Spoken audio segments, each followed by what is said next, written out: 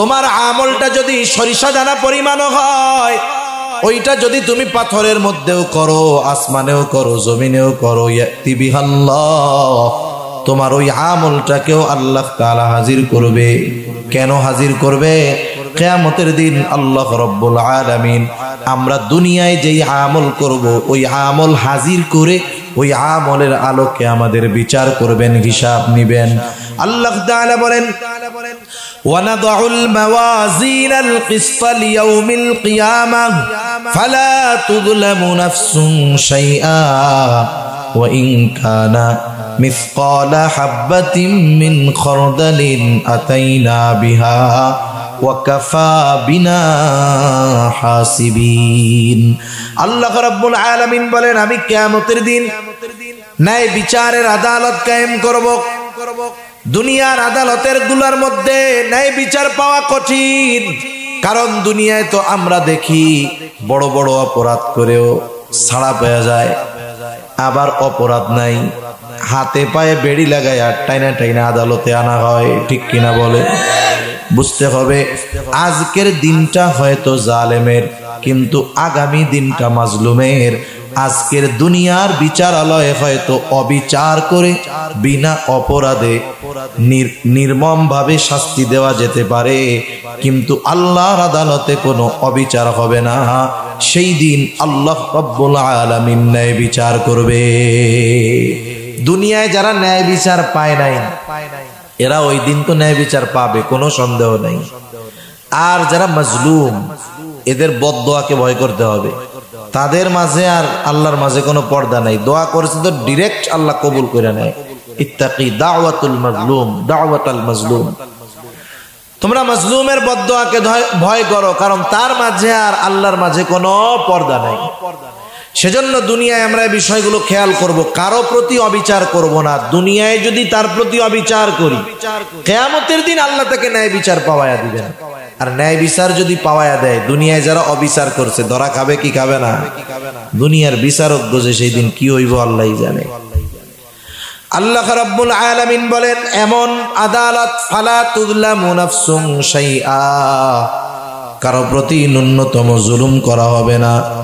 ওয়া ইন কানা মিসকালা হাববাতিন মিন খারদাল, কেউ যদি সরিষা দানা পরিমাণ কোনো আমল করে থাকে, আল্লাহ তাআলা বলেন আতাইনা বিহা, ওই আমল হাজির করা হবে। শুধু আমল হাজির করা হবে তা নয়, আমলের আলোকে হিসাব নেওয়া হবে। এত মানুষের হিসাব কেমনে আল্লাহ নিবেন? আল্লাহ তাআলা বলেন কাফা বিনা হাসিবিন, হিসাব নেওয়ার জন্য আমি আল্লাহই যথেষ্ট। এই চিন্তাগুলো আমরা আমাদের সন্তানদের মধ্যে ঢুকাই দিব। আর যদি আমরা এইগুলা না ঢুকাই দেই, তাহলে আর এক দল আমাদের সন্তানের মাথার মধ্যে ঢুকাবে যে তুই, তোর 14 পুরুষ আগে বানর ছিল। বুঝেন নাই? এই চিন্তাগুলো আমরা ওদের মাথার মধ্যে যদি না ঢুকাই, এ বিশ্বাসগুলো যদি তাদের মধ্যে না ঢুকাই, এ কথাগুলো যদি তাদের না জানাই, তাহলে একদল দুষ্টু লোক আইসা তাদের কি জানাবে? আরে তুই মানুষই ছিলি না, তুই বানর ছিলি একসময়, বেঈমান বানায় ফেলবে। সেজন্য এগুলো আমাদের খুব জরুরি বিষয়, শুধু আখিরাতের সাথে সম্পৃক্ত বিষয় নয়। এগুলো শিক্ষা দেওয়ার মাধ্যমে ওই সন্তান দুনিয়াতে তার মা বাবার সাথে সদাচারী হবে, ঠিক কিনা বলেন? মানুষের সাথে সদাচরণ শিখবে, ভালো ব্যবহার শিখবে। এজন্য সন্তানকে বলবো, সন্তান তুমি যেই আমল করো সেটা সরিষা দানা পরিমাণও যদি হয়, পাথরের মধ্যেও যদি থাকে, আসমানেও থাকে, জমিনেও থাকে, হাজির করবে কে? তোমার সব আমলের ব্যাপারে তিনি তো জানেন। কেন? কারণ তিনি হলেন ইন্নাল্লাহা লাতীফুন খাবীর, তিনি সব খবর রাখেন, তিনি সূক্ষ্মদর্শী। কতটা সূক্ষ্মদর্শী! হায় হায়, গহীন অরণ্যের মধ্যে যখন একটা পাতা পড়ে, ওই পাতা পড়ার যেই আওয়াজটা হয় সেটাও শুনেন কে? আল্লাহু আকবার। সব ক্ষেত্রেই তার এই সূক্ষ্মদর্শিতা আছে, দেখার ক্ষেত্রে, শ্রবণের ক্ষেত্রে, সব ক্ষেত্রে। যত আধার রাত হোক, আমাবস্যার কালা রাত্রে কালো পাথরের উপরে যদি একটা কালো পিঁপড়াও চলে, ওই পিঁপড়া স্পষ্টভাবে দেখেন কে? গহীন সমুদ্রের তলদেশে 13 কিলোমিটারও গভীর আছে, এত গভীর সমুদ্রের তলদেশে যেখানে মানুষের পৌঁছানো প্রায় অসম্ভব, ওই জায়গারও ছোট্ট একটা বিষয়ের খবর যার কাছে আছে তিনি কে? তাইলে এই দুনিয়ার মধ্যে বাবা তুমি যদি কোনো গুনাহ করো, হয়তো তোমার বাবা জানতেছে না, মা জানতেছে না, লজ্জায় মা বাবার সামনে তুমি গুনাহ করো না, লজ্জায় মানুষের সামনে গুনাহ করো না, তুমি কি আল্লাহরে লজ্জা পাও না? যে আল্লাহ তোমাকে বানাইলো সেই আল্লাহর ব্যাপারে কি তোমার একটু ভয় হয় না? ওই আল্লাহ তো মা বাবা তো সামনে দেখে না, লেপের তলে কি করতেছো দেখে না, দরজা আটকাইলে দেখে না, একাকি কি করো দেখে না, কিন্তু যত অন্ধকার হোক, যত নির্জনে হোক, যত একাকি হোক, তোমার সব কর্মের ব্যাপারে আল্লাহ জানেন। এইগুলো যদি বারবার সন্তানরে বলি, ওর মধ্যে যদি এই ফিল আসে, এই চিন্তা আসে, হায় রে গুনাহ করতেছি, আল্লাহ দেখতেছে, এক সময় গুনার থেকে বাঁচা সহজ হবে। ওয়াকসিদ ফি মাশিক ওয়াগদুদ মিন সাউতিক ইন্না আনকারাল আসওয়াতি লাসাউতুল হামির। আল্লাহ রাব্বুল আলামিন কত সুন্দর জানায় দিলেন। হযরত লোকমান তার সন্তানকে মানা করলো, সন্তান জমিনে দর্প করে চলবা না। কিভাবে চলবা? ওয়াকসিদ ফি মাশিক, মধ্যম পন্থা অবলম্বন করে হাঁটবা। ব্যস্ততা নাই, কোনো কাজ নাই, তুমি অযথা ওইভাবে বুক ফুলায়া দৌড়ায়া চইল না, আবার ওই যে অমুসলিমদের মতো ধীরে ধীরেও হাইটো না, মধ্যম পন্থা অবলম্বন করে হাঁটবা। ওয়াকসিদ ফি মাশিক ওয়াগদুদ মিন সাউতিক, তোমার কণ্ঠস্বরকে তুমি নিচু রাখবা, নিচু স্বাভাবিক রাখবা, বিনা কারণে চেঁচামেচি করবা না। সুবহানাকা লা ইলমা লানা ইল্লা মা আল্লামতানা ইন্নাকা আনতাল আলিমুল হাকীম। আমরা মোহাব্বতের সাথে জবান খুলে সকলে দুরূদ শরীফ পাঠ করি। আল্লাহুম্মা সাল্লি আলা মুহাম্মাদিন ওয়া আলা আলি মুহাম্মাদ কামা সাল্লাইতা আলা ইব্রাহিম ওয়া আলা আলি ইব্রাহিম ইন্নাকা হামিদুম মাজিদ। আল্লাহুম্মা বারিক আলা মুহাম্মাদিন ওয়া আলা আলি মুহাম্মাদ কামা বারাকতা আলা ইব্রাহিম ওয়া আলা আলি ইব্রাহিম ইন্নাকা হামিদুম মাজিদ। বালাগাল উলা বিকামালিহি কাশাফাদ দুজা বিজামালিহি হাসুনাত জামিউ খিসালিহি সাল্লু আলাইহি ওয়া আলিহি লা ইলাহা ইল্লাল্লাহ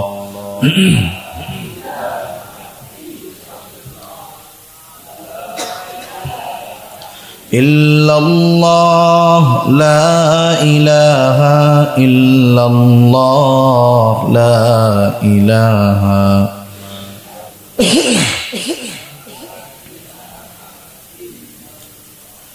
লা ইলাহা ইল্লাল্লাহ মুহাম্মাদুর রাসূলুল্লাহ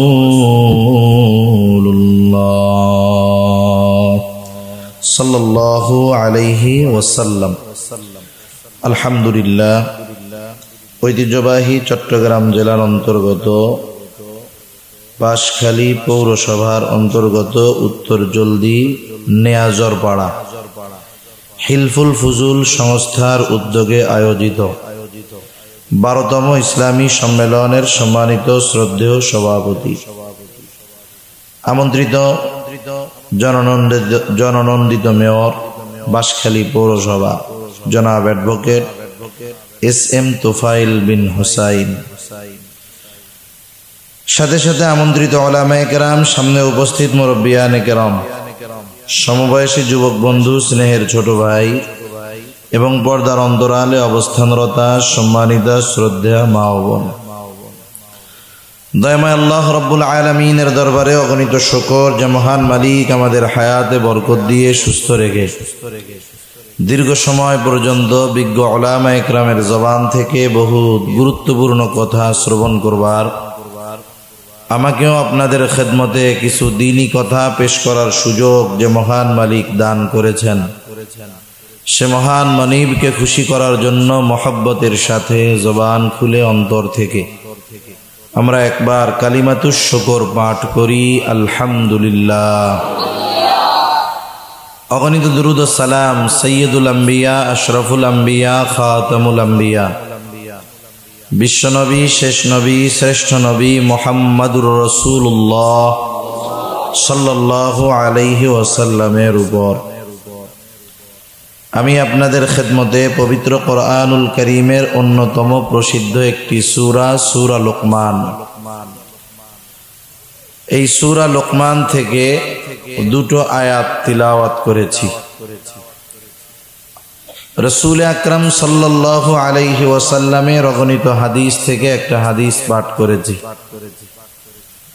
আল্লাহ তাআলার কাছে তৌফিক চাই, আল্লাহ তাআলা আমাকে কিছু কথা আপনাদের খেদমতে বলার সুযোগ করে দেন, যে কথাগুলো আমাদের সবার দুনিয়া এবং আখিরাতের জন্য কল্যাণকর হয়। সকলে জবান খুলে বলি আমিন। সম্মানিত উপস্থিতি, এ দুনিয়াতে আমরা যা করব, পরকালে আমাদের কর্ম এবং দায়িত্বের ব্যাপারে আল্লাহ সুবহানাহু ওয়া তাআলার নিকটে আমাদেরকে জিজ্ঞাসিত হতে হবে।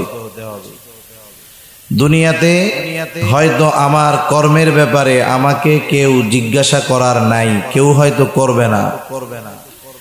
দুনিয়ায় হয়তো আমাকে জবাবদিহিতার মুখোমুখি হওয়া লাগবে না, কিন্তু কিয়ামতের দিন দুনিয়ার সকল কর্মের জবাবদিহিতা আল্লাহ রব্বুল আলামিনের দরবারে দেওয়া লাগবে নাকি লাগবে না? নিঃসন্দেহে লাগবে। সেজন্য এ দুনিয়াতে আমাদের কাজ কর্ম এমনই হওয়া উচিত যাতে অনন্তকালের ওই অবস্থান স্থল আমাদের জন্য কল্যাণকর হয়, জান্নাত হয়। এজন্য দুনিয়াতে আমাদের এমনভাবে চলা উচিত যাতে আল্লাহ রব্বুল আলামিনের সামনে ওই জবাবদিহিতার সময় আমি সঠিকভাবে আমার দুনিয়ার দায়িত্বের ব্যাপারে আল্লাহ তাআলার কাছে জবাব দিতে পারি। যদি না পারি তাহলে কিয়ামতের দিন আমি ব্যর্থ। আমি সামগ্রিক সব দায়িত্বের কথা আপনাদের খেদমতে বলবো, এ বলার সুযোগও নাই, সময়ও নাই, এখন সম্ভবও নয়। তবে কিছু দায়িত্ব আছে, সেই দায়িত্বগুলো যদি আমরা যথাযথভাবে পালন করি তাহলে আশা করা যায় কমপক্ষে আমার অধীনস্থ যারা আছে এরা জাহান্নামের লাকড়ি হবে না, জ্বালানি হবে না, ওরা নিজেরাও জাহান্নাম থেকে বাঁচবে, আমিও বাঁচতে পারবো।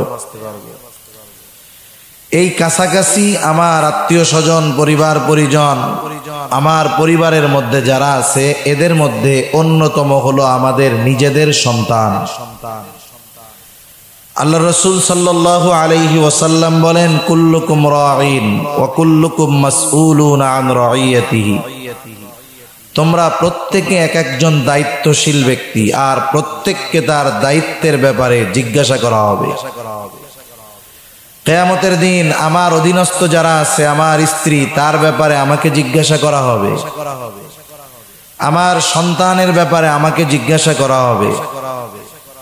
এক কথায় আমার অধীনস্থ যারা আছে তাদের ব্যাপারে আমাকে আল্লাহর আদালতে জিজ্ঞাসাবাদের মুখোমুখি হতে হবে। আল্লাহ না করুন আমার ত্রুটি, আমার অবহেলার কারণে আমার স্ত্রী, আমার সন্তান, আমার ছেলে, আমার মেয়ে, আল্লাহ না করুন তারা যদি জাহান্নামী হয় আর এর পেছনে আমার ত্রুটি থাকে, কিয়ামতের ময়দানে ওই যে দুনিয়ায় যার জন্য পরিশ্রম করতাম, রক্তকে পানি বানাইতাম, তার ভালো পোশাক, খাবার, বাসস্থানের ব্যবস্থা করতাম, ওই সন্তান, ওই স্ত্রী, ওই কন্যা, ওই ছেলে কিয়ামতের দিন ওরা আমার জান্নাতে যাওয়ার সবচাইতে বড় বাধা হয়ে দাঁড়াবে, ঠিক কিনা বলেন?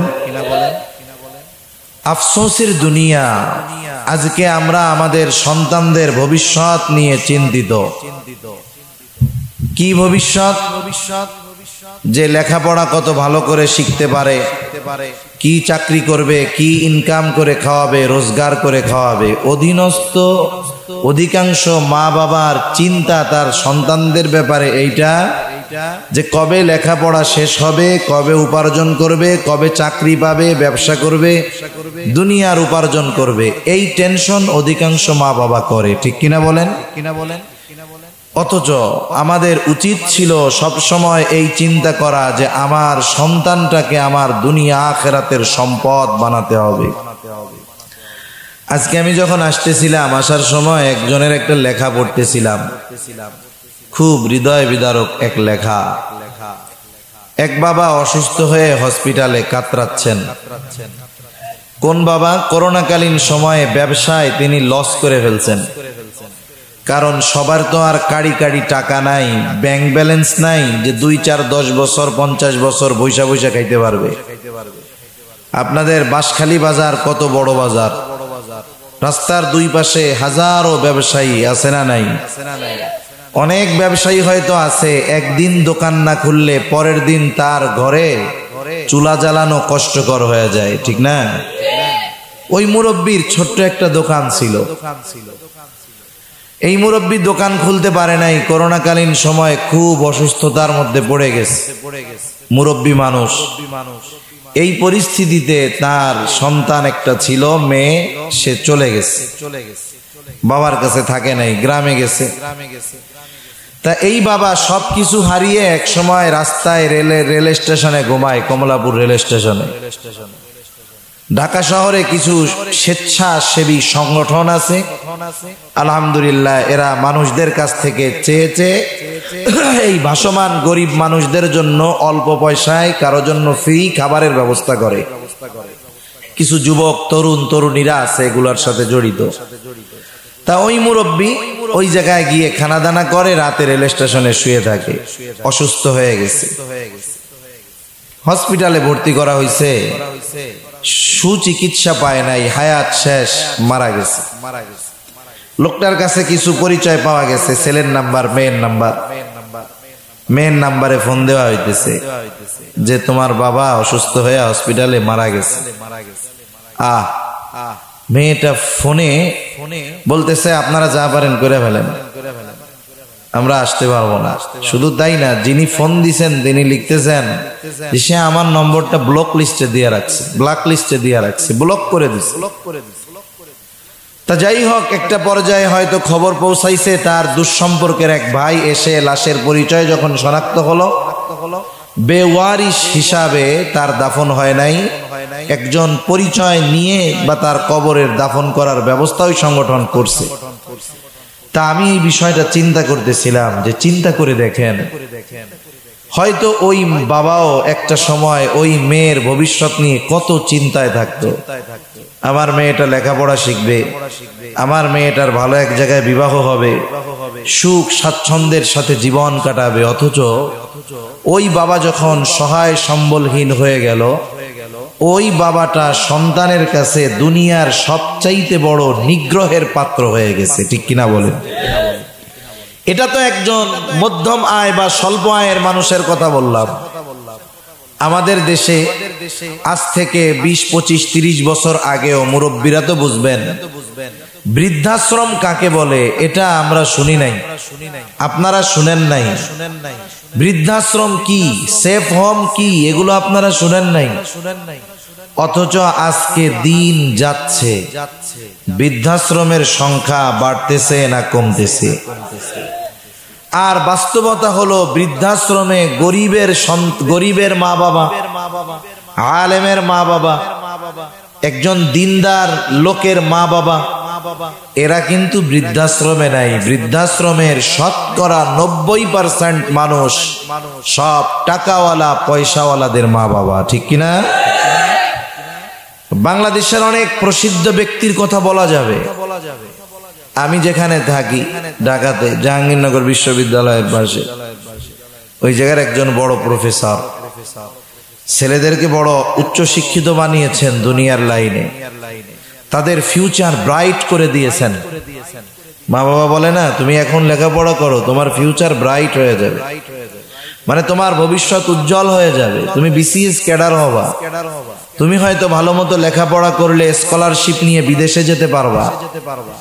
এই সন্তানগুলোকে ভবিষ্যৎ উজ্জ্বল করার আশায় মা বাবা কত লেখাপড়া অলরাউন্ডার বানানোর জন্য সব কিছু করাইছে, অথচ বাবা সব সম্পদ ব্যয় করে যেই ছেলেটাকে বড় অফিসার বানালেন, ডাক্তার বানালেন, ইঞ্জিনিয়ার বানালেন, ওই সন্তান সম্পদ উপার্জন করে ঢাকা শহরে 10 তলা বাড়ির মালিক।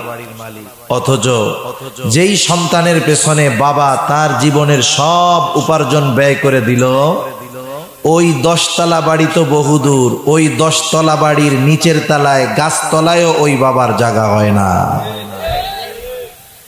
তার মানে বোঝা গেল এই বাবা সন্তানকে লেখাপড়া শিখিয়ে দুনিয়ার লাইনে টাকা পয়সা বানানোর লাইন করে দিয়েছে ঠিক, দুনিয়া আখিরাতের জন্য এই সন্তানকে সম্পদ হিসাবে পরিণত করতে পারে নাই।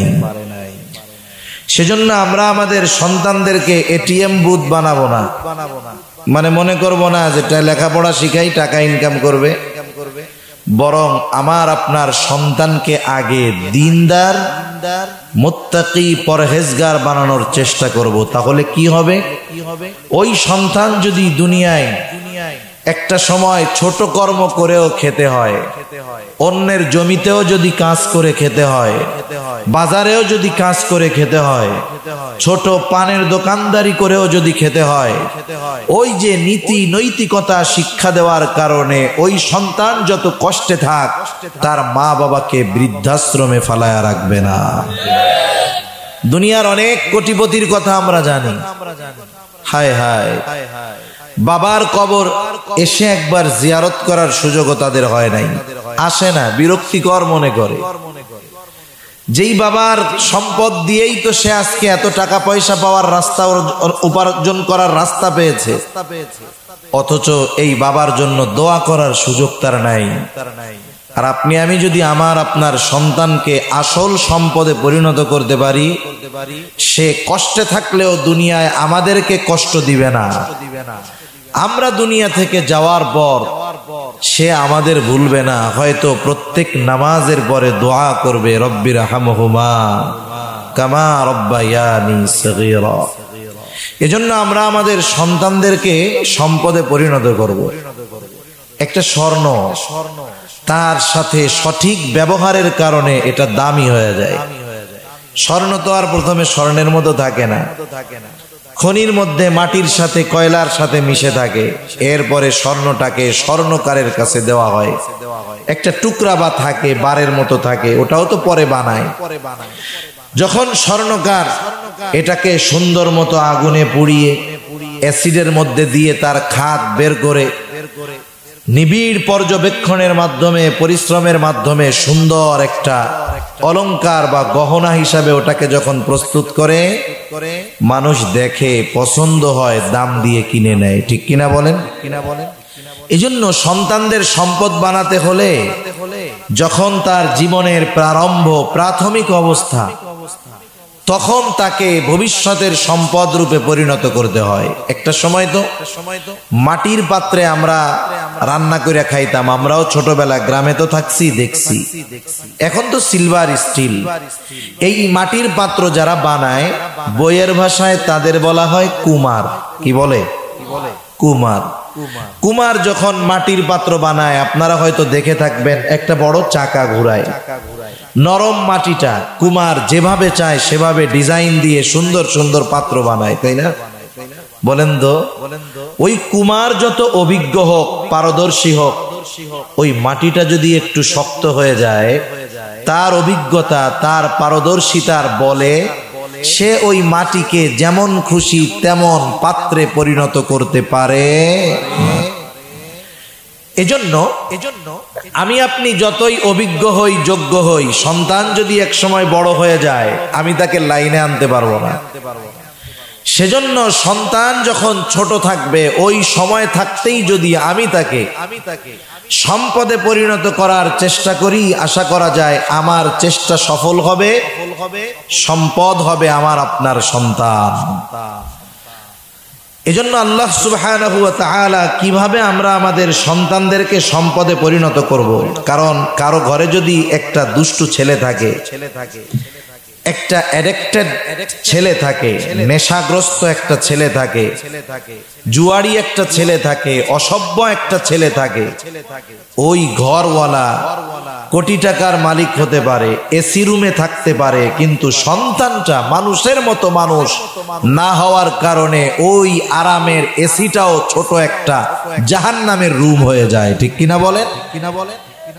আর যার সন্তান ভালো, সম্পদ অনেক, বাবা হয়তো আছে, অনেক কিছু নাই, বাড়িঘর বিল্ডিং নাই, কিন্তু দুটো ছেলে আলেম, আলেম না হোক দুটো ছেলে ভালো মানুষ।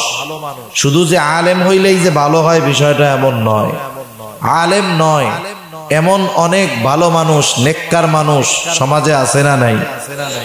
সে কোনোদিন অন্যায় করে না, অপরাধ করে না, দেখবেন বাবাকে অনেক কিছু দিতেও পারে না ওই ছেলেরা, এরপরেও বাবা গর্বের সাথে বলে আমার সন্তানদের হয়তো উপার্জন অনেক নয়, কিন্তু আমার সন্তানগুলো মানুষের মতো মানুষ। ঠিক কিনা বলেন?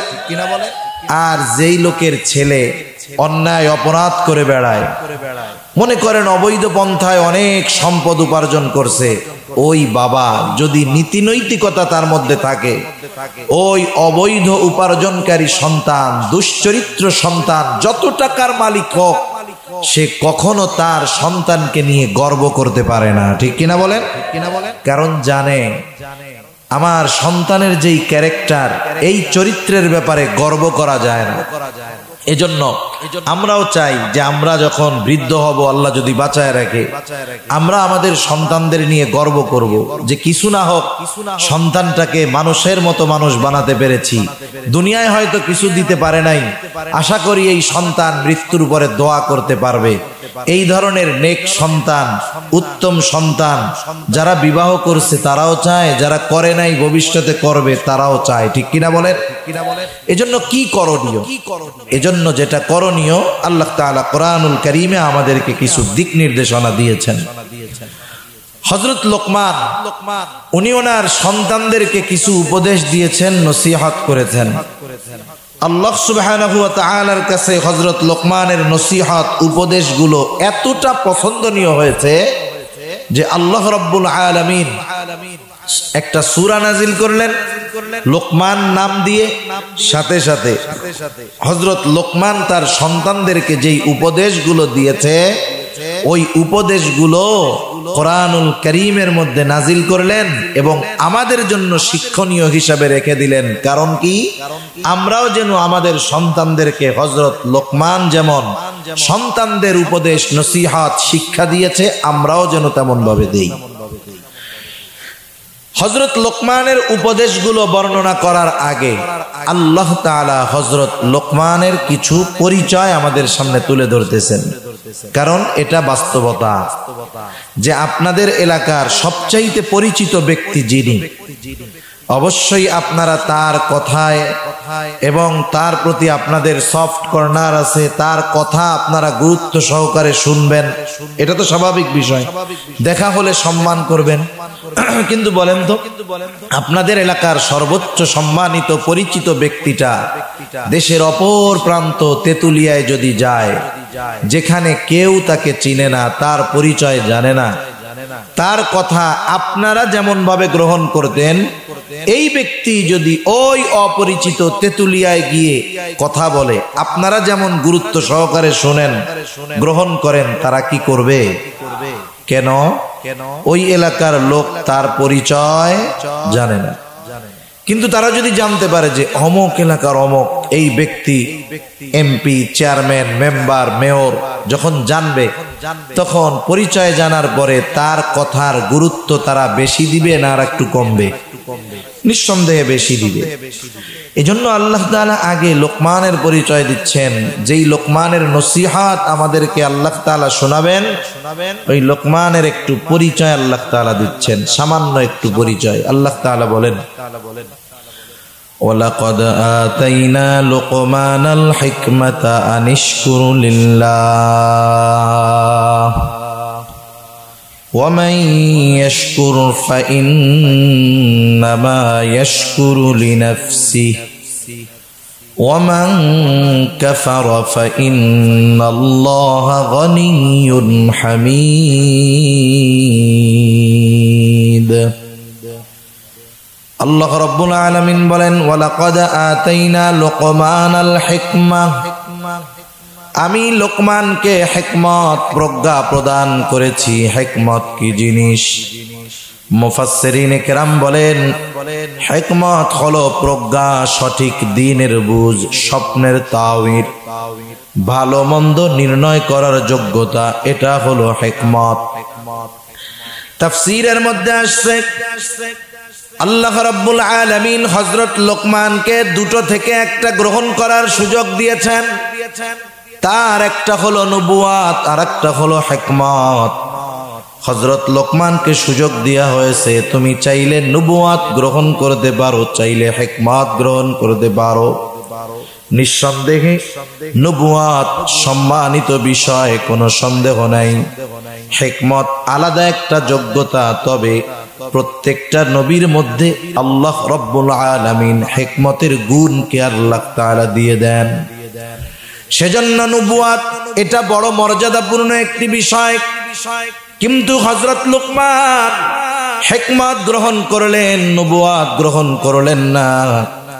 ওনাকে জিজ্ঞাসা করা হলো, লোকমান, নবুয়াতের মতো এত মর্যাদাপূর্ণ বিষয়টা আপনি গ্রহণ না করে কেন হিকমতকে গ্রহণ করলেন?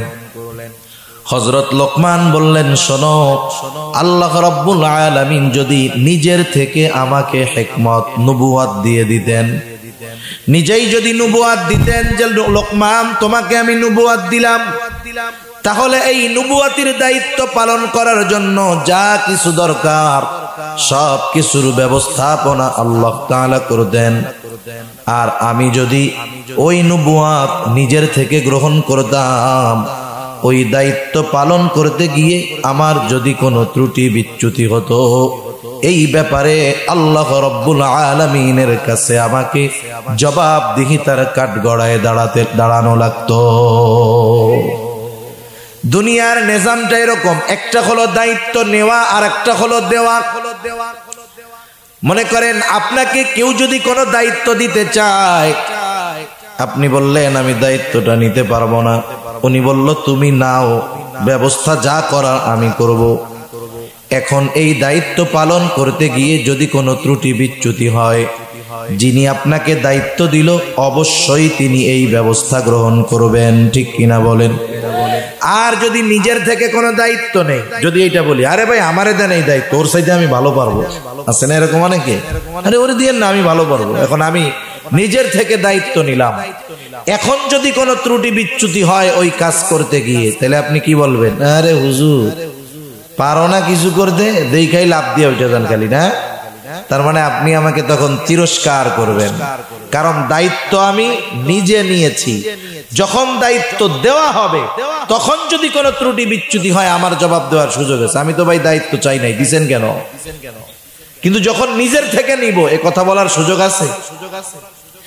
এজন্য হযরত লোকমান বললেন, যেহেতু আল্লাহ রাব্বুল আলামিন নিজের থেকে দায়িত্ব দেন নাই, এই জন্য আমি নবুয়াত গ্রহণ না করে হিকমত গ্রহণ করেছি।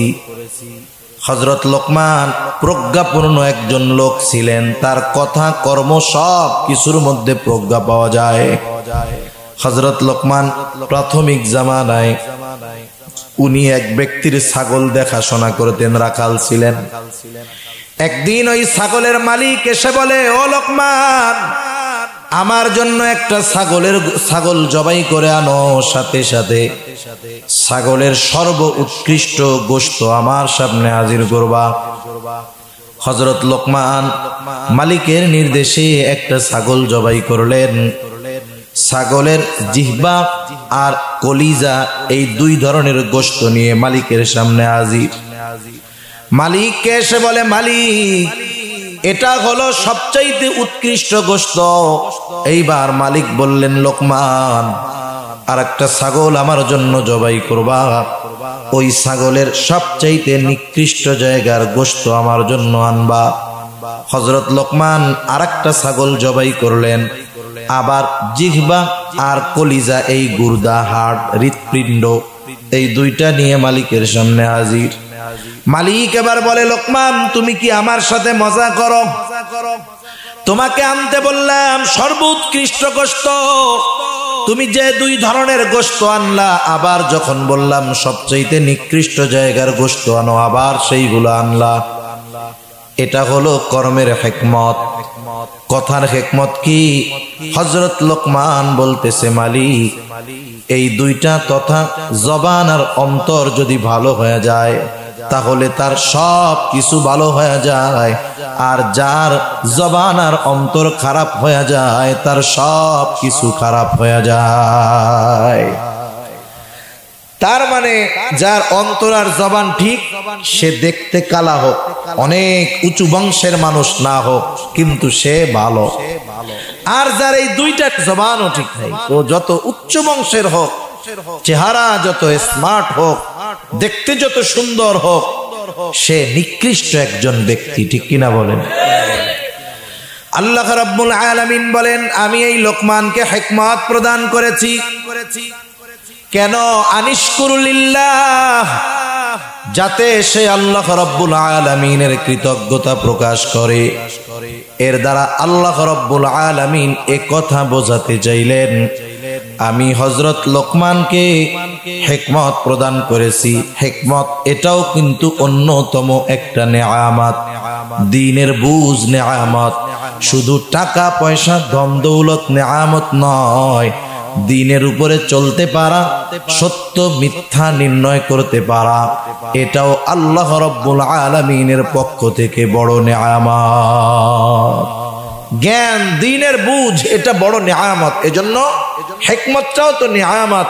হযরত লোকমানের ব্যাপারে কেমন যেন আল্লাহ তাআলা বলতে চান যে আমি লোকমানকে হিকমতের মতো নেয়ামত দিয়েছি, শুধু তাই না, সে এই নেয়ামতের শুকরিয়াও আদায় করছে। সুবহানাল্লাহ।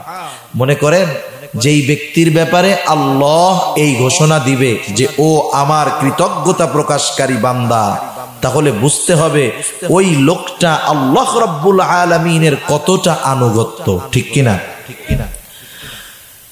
আল্লাহ রাব্বুল আলামিন বলেন, আনিশকুরুলিল্লাহ, যাতে সে আল্লাহ তাআলার কৃতজ্ঞতা প্রকাশ করে। আর হযরত লোকমান তিনি আল্লাহ রাব্বুল আলামিনের কৃতজ্ঞতা প্রকাশকারী বান্দা ছিলেন। একটা মানুষ কৃতজ্ঞ বান্দা আপনি কেমনে বুঝবেন? হযরত লোকমান একদিন মানুষের সামনে বক্তব্য দিচ্ছেন, ওয়াজ করতেছেন। হযরত লোকমান যখন বক্তব্য দিবেন, উপস্থিত মানুষের মধ্য থেকে একজন দাঁড়ায় বলতেছে, লোকমান আপনি বক্তব্য শুরু করার আগে আমার একটা জিনিস আপনার কাছে জানার আছে। আমি একটা জিনিস জানতে চাই। কি জিনিস? হযরত লোকমানকে এবার ওই লোকটা প্রশ্ন করতেছে, আপনি কি সেই লোকমান যেই লোকমান আমার সাথে জঙ্গলের মধ্যে ছাগল চড়াইতো? হযরত লোকমান বললেন, হ্যাঁ আমি সেই লোকমান।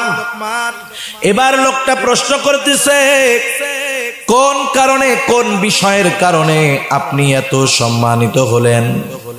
হযরত লোকমান বলতেছে, শোনো, আমি সত্যবাদিতা, আমানতদারিতা, অহেতুক কথাবার্তা বর্জন করার কারণে হয়তো আল্লাহ রাব্বুল আলামিন আমাকে এই সম্মান দান করেছে।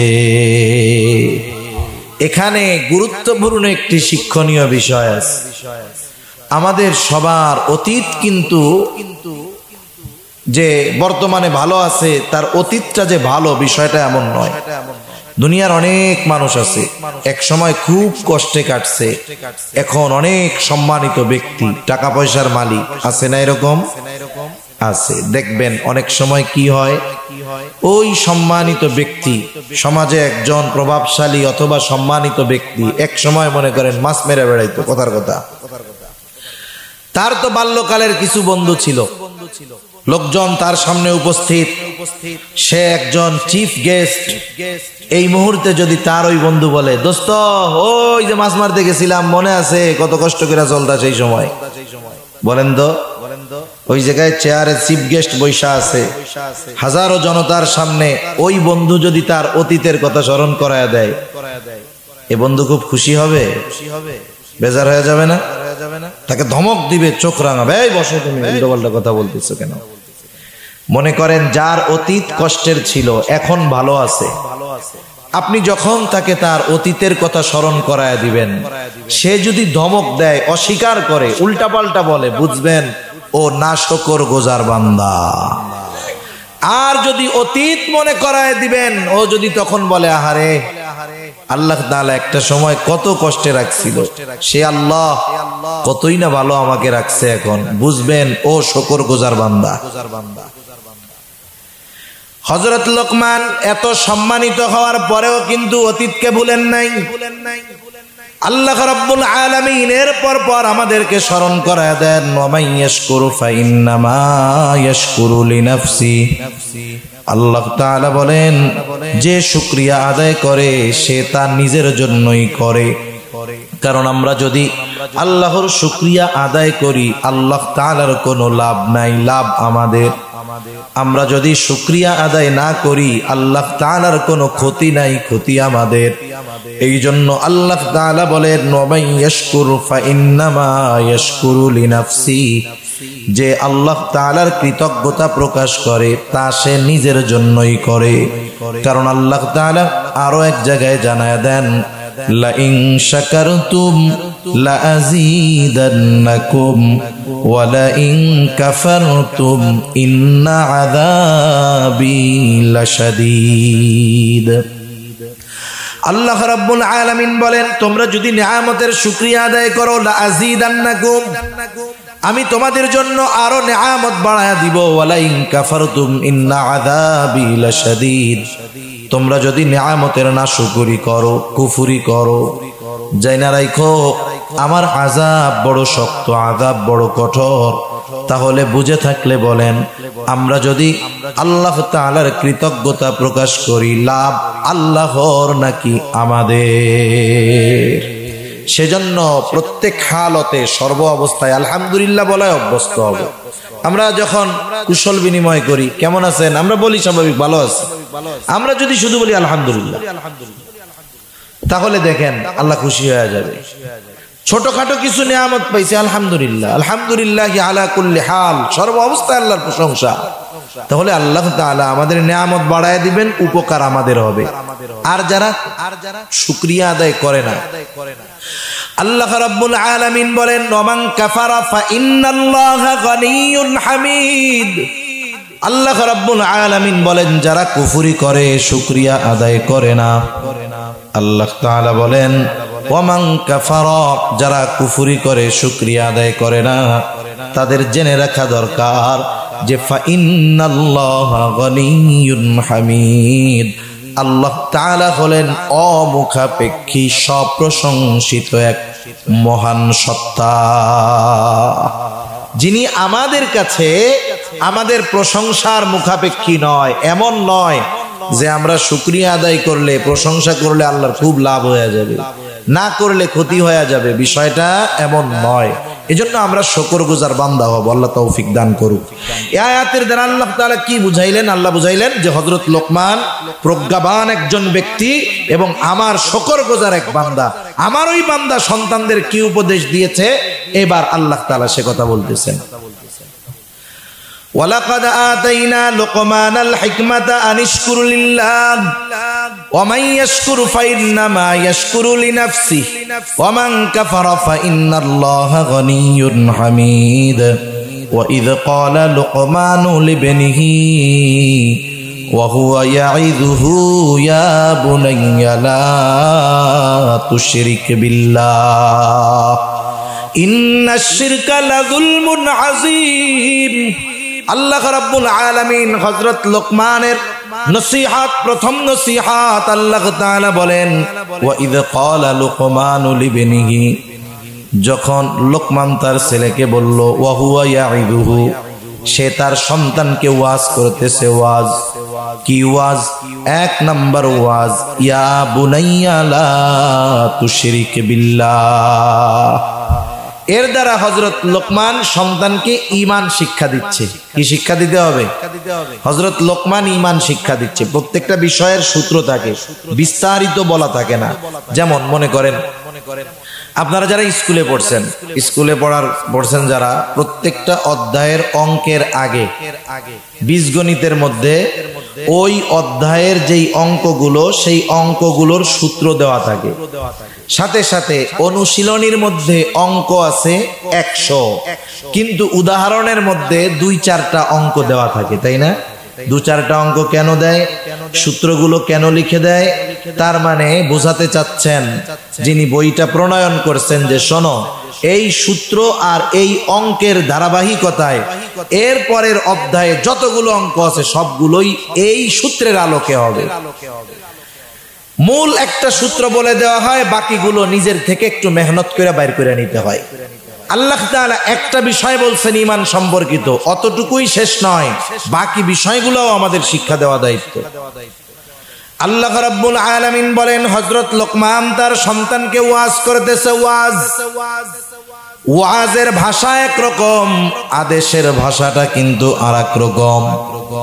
আমরা যখন আমাদের সন্তানদেরকে কিছু বলতে চাই, অধিকাংশ ক্ষেত্রে বাবারা তার সন্তানদেরকে উপদেশ দেয় তখন ছেলে খাইতে বসে, যখন খাইতে বসে তখন উপদেশ দেয়, যখন সে একটু খরচ টাকা পয়সা চায় তখন উপদেশ দেয়। কি বলে? বাবার হোটেলে খাও তো টের পাচ্ছ না, এই হোটেলের দরজা যেদিন বন্ধ হবে সেদিন টের পাবা। এটা ওয়াজের ভাষা নয়, এটা তো তিরস্কার করা হলো। হযরত লোকমান সন্তানকে তিরস্কার করেন নাই, ওয়াজ করছে। কি করছে? ওয়াজের ভাষা হবে কোমল, নরম। ওয়াজ আবেগ নিয়ে, দরদ নিয়ে, ভালোবাসা নিয়ে বলতে হবে। মনে করেন আপনার সন্তান একটু উল্টাপাল্টা চলতেছে, কিশোর, আপনি যদি তার খালি ধমক দেন, এই ওদের সাথে মিশবি না, এটা করবি না, ওইটা করবি না, এই করবি না, করিস না, ভালো না, এটা শুনতে শুনতে ওর মেজাজ খারাপ হয়ে যাবে। কিন্তু আপনি যদি ছেলেটার একটু ওই পথ থেকে ফেরাতে চান, ওয়াজের পদ্ধতিটা অবলম্বন করে। খাবার খাওয়ার সময় কিছু বললেন না, আপনি তাকে আদেশ করেন না, বরং তাকে বলেন তোমার কি আমাকে 10টা মিনিট সময় দেওয়ার সুযোগ হবে?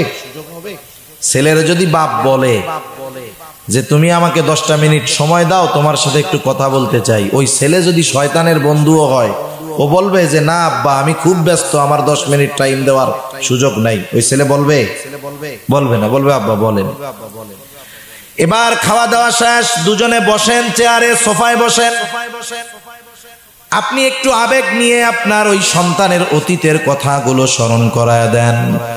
আপনি তাকে বলেন বাবা আজকে তোমার বয়স 14 বছর 15 বছর, তোমার হয়তো কিছু অতীত মনে আছে কিন্তু অনেক অতীত তোমার মনে নাই।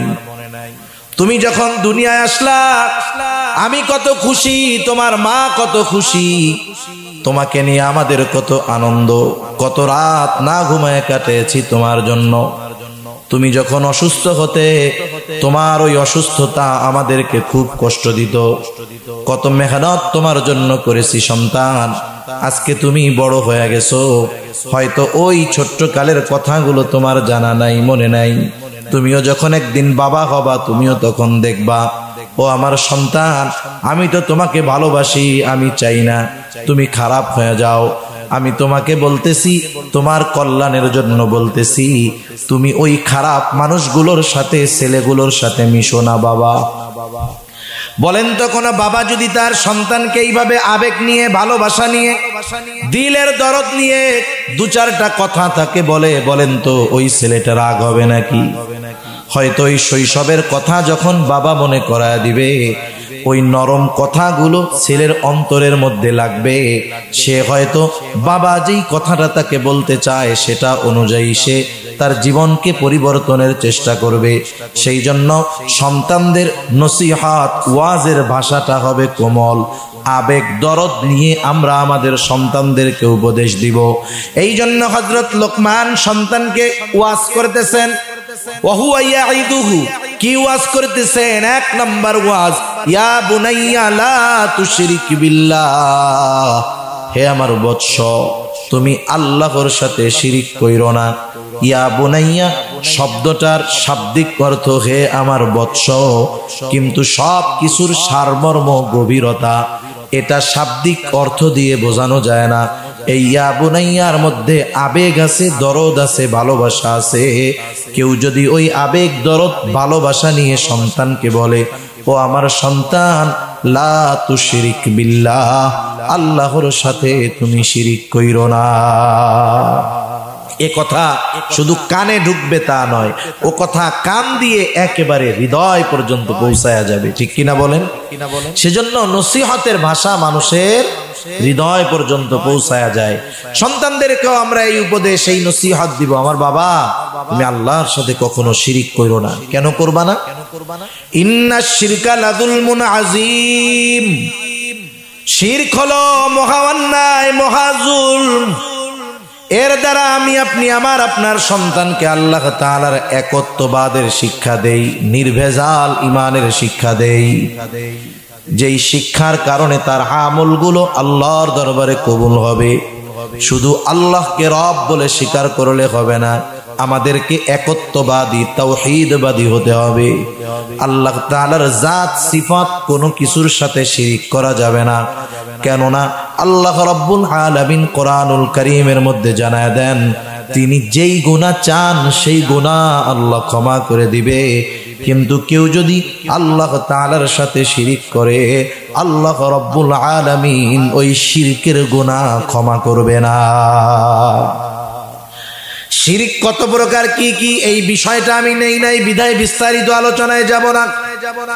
শুধুমাত্র শিরক কত বড় ভয়াবহ এক অন্যায়, আল্লাহ রাব্বুল আলামিন পবিত্র কোরআনুল কারীমের সূরাতুন নিসার মধ্যে বলেন, ইন্নাল্লাহা লা ইয়াগফিরু আন ইউশরাকা বিহি ওয়া ইয়াগফিরু মা দুনা যালিকা লিমান ইয়াশা। নিশ্চয় আল্লাহ তাআলা শিরকের গুনাহ ক্ষমা করবে না, ওয়া ইয়াগফিরু ক্ষমা কইরা দিবেন, মা দুনা যালিকা লিমান ইয়াশা, ওই শিরক ব্যতীত যত গুনাহ আছে আল্লাহ তাআলা চাইলে ক্ষমা করে দিবে। শুধু তাই না, আল্লাহ তাআলা আরেক জায়গায় বলেন, যে শিরক করবে তার আমল আল্লাহ কবুল করবে না। আল্লাহ তাআলা বলেন, লা ইয়াহবাতান্না আমালুক, তার আমলকে বাতিল করে দেওয়া হবে।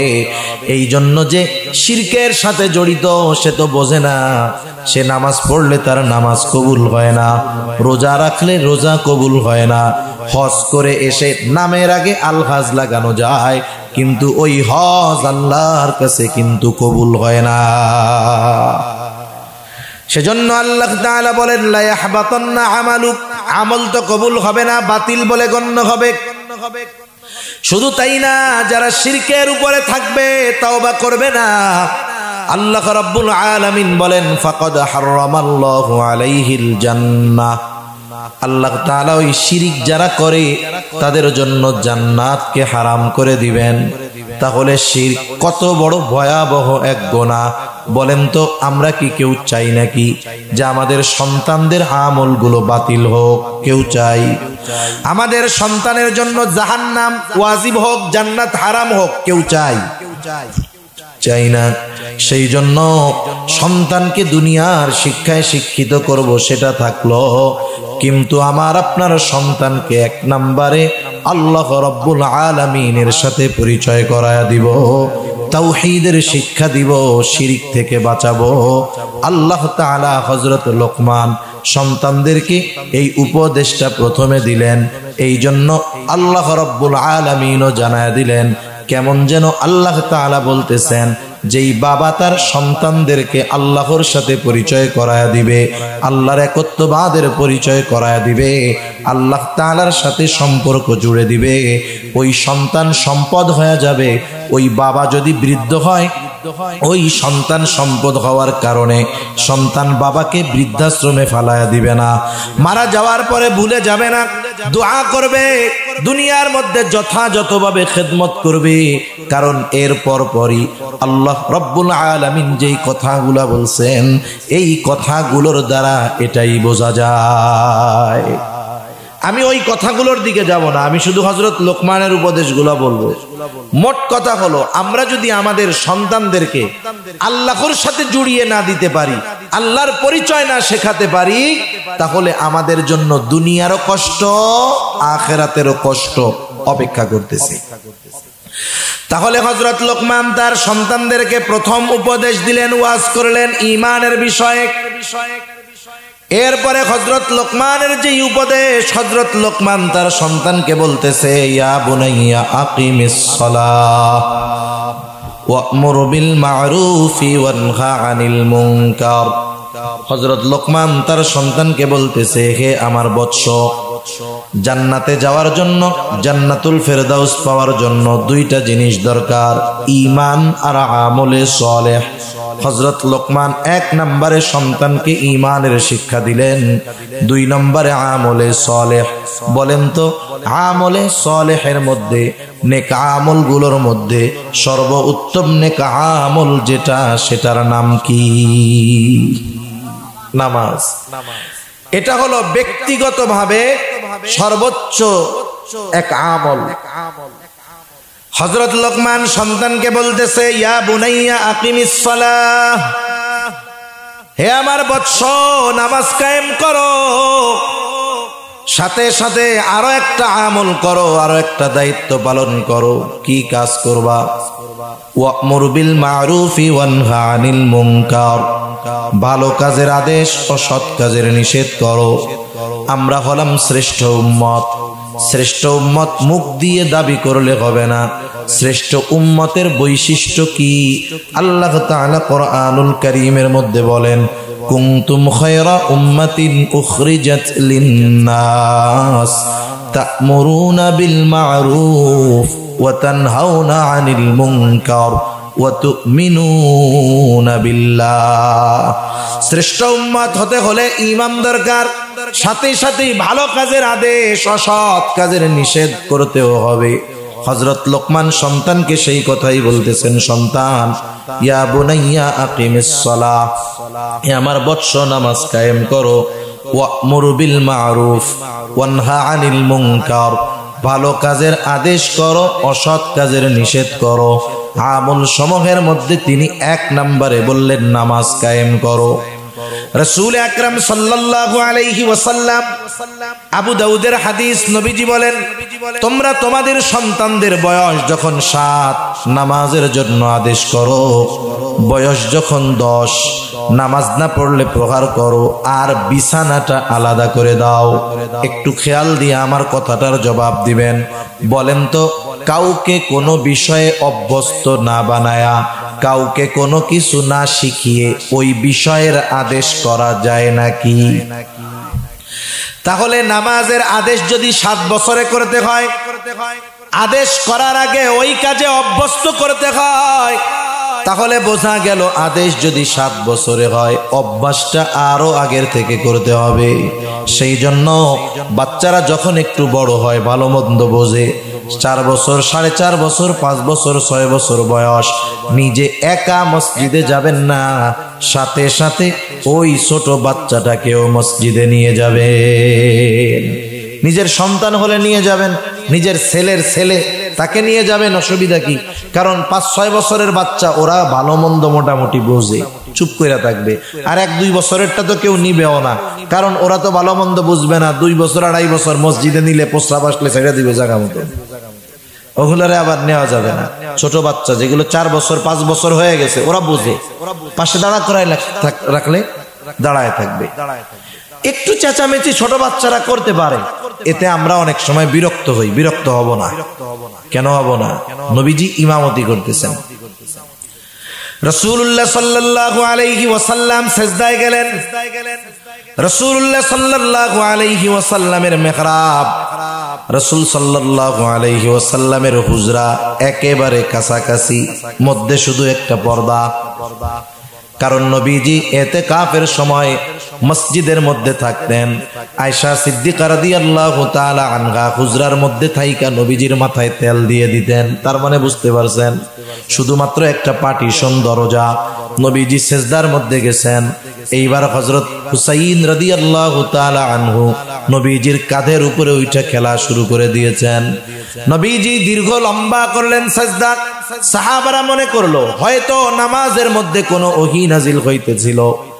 আর যখন উপস্থিত সাহাবারা ওহী নাজিলের সময় যারা থাকতো, নবীজি যা নাজিল হয়েছে সাথে সাথে তিলাওয়াত করে সবাইকে শোনায়া দিতেন। সকলে চিন্তা করলো হয়তো নামাজ শেষ হওয়ার পরে নবীজি জানাবেন। নামাজ শেষ হলো, নবীজি সাহাবাদের দিকে ঘুরলেন, কিছু বলেন না।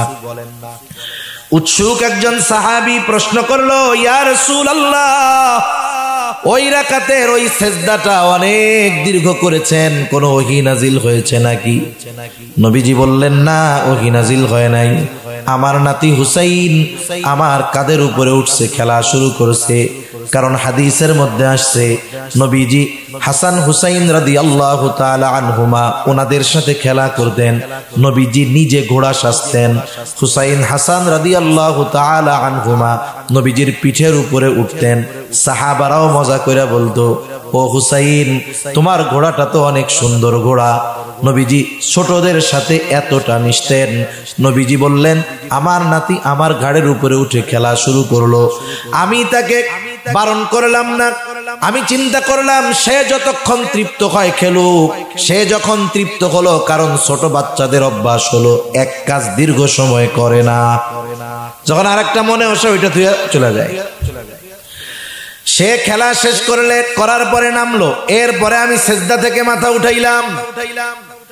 নবীজি ছোটদের ব্যাপারে এতটা সহনশীল ছিলেন। বলেন তো, আমার আপনার মসজিদের ইমাম সাহেব, তার পোলা যদি ঘাড়ের উপর এটা গেলে, উনি যদি সিজদা একটু দেরি করে, সালাম ফিরাইতে দেরি, চাকরি যাইতে দেরি নাই, কি বলবে? সুন্নত পড়ার আগে শোনেন, আপনার চাকরি নাই, এখনই বাইর হবেন। এই হইতো আমাদের অবস্থা। অথচ চিন্তা করেন, নবীজি ইমামতি করতেছেন, আইসা বাচ্চা খেলা করছে, কতটা অগ্রাধিকার দিচ্ছেন এই বাচ্চাদেরকে। সেজন্য আমরা যদি মসজিদে বাচ্চারা গেলে ধমক দেয়, অনেকে বোঝে না। তো অনেক জায়গায় আছে ছোট বাচ্চা, 5 বছরের বাচ্চা গেছে, ওরা একটু 3-4 জন যখন এক জায়গায় হয়, ওরা তো খেলাধুলা করে, দুষ্টুমি করে। হায় হায়, তখন নামাজ শেষ করে, এই কার ছেলে রে, এই সেই হ্যান ত্যান এমক ধমক দেয়, ওর বাপরেও দেয়, ওর কোলারেও দেয়। এইবার বলেন, ওই ছোট বাচ্চা যদি একবার চিন্তা করে মসজিদে গেলে ধমক খাইতে হয়, ওকে হয়তো 5 বছর বয়সে ধমক দিয়া বাইর করে দেওয়া হইলো, 15 বছর যখন বয়স হবে পায়ে ধরলেও মসজিদে আসবে না। এজন্য বাচ্চারা আসলে আমরা বিরক্ত হব না। কারণ ওই বাচ্চাদের আনবো যাদেরকে অভ্যাস করানো যায়, 5 বছর 5.5 বছর, এরা তো একটু বোঝে। তারপরেও ছোট বাচ্চা দুষ্টুমি করতে পারে। অনেকে আবার বলে, হ্যাঁ নামাজ পড়ি, খুশুখুজু নষ্ট হয়ে যায়। লাইলি মজনুর গল্প শুনছেন না? এই গল্পের মধ্যে অনেক শিক্ষণীয় বিষয় আছে। এক বুজুর্গ পড়তেছে নামাজ। এখন লাইলির বাড়ির দিকে দৌড় শুরু করছে মজনু। নামাজি নামাজ পড়তেছে, মজনু নামাজির সামনে দিয়ে দৌড়ায় চলে গেছে। এই বুজুর্গ পরে মজনুরে ধরছে, এই কত বড় সাহস, টের পাও না যে নামাজি একজন নামাজ পড়তেছে, তুমি এটা বুঝতে পারো নাই? নামাজের সামনে দিয়ে দৌড়াই চলে গেলা, গর্ধব।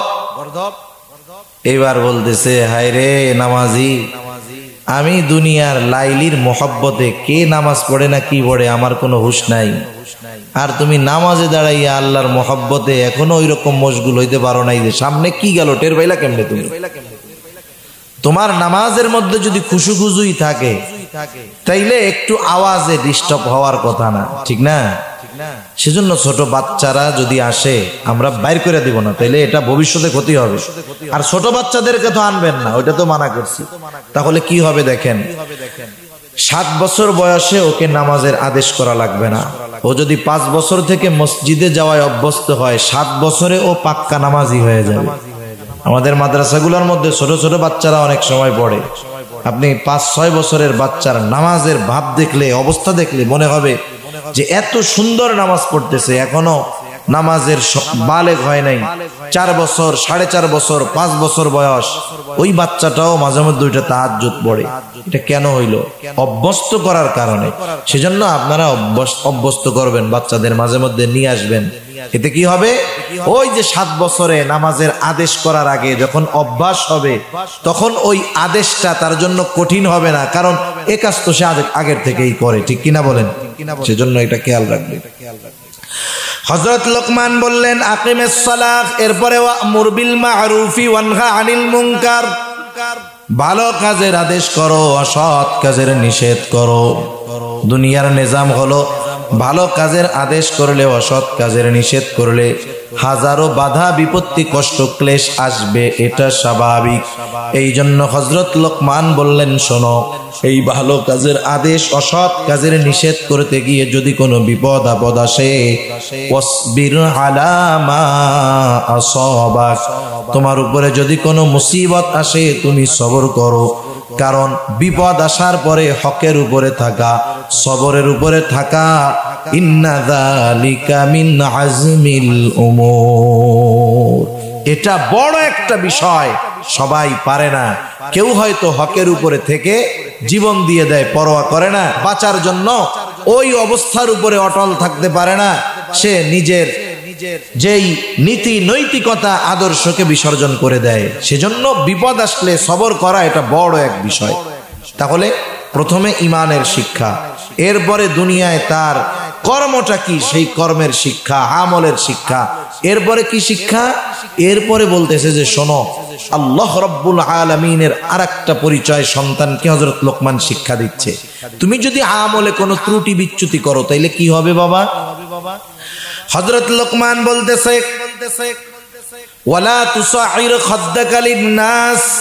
হযরত লোকমান এবার সন্তানকে বলতেছে ইয়া বুনাইয়া ইন্নাহা ইন তাকু মিসকালা হাববাতিন মিন খারদাল ফাতাকুন ফি সখরাতিন আও ফিস সামাওয়াতি আও ফিল আরদি ইয়াতি বিহাল্লাহ।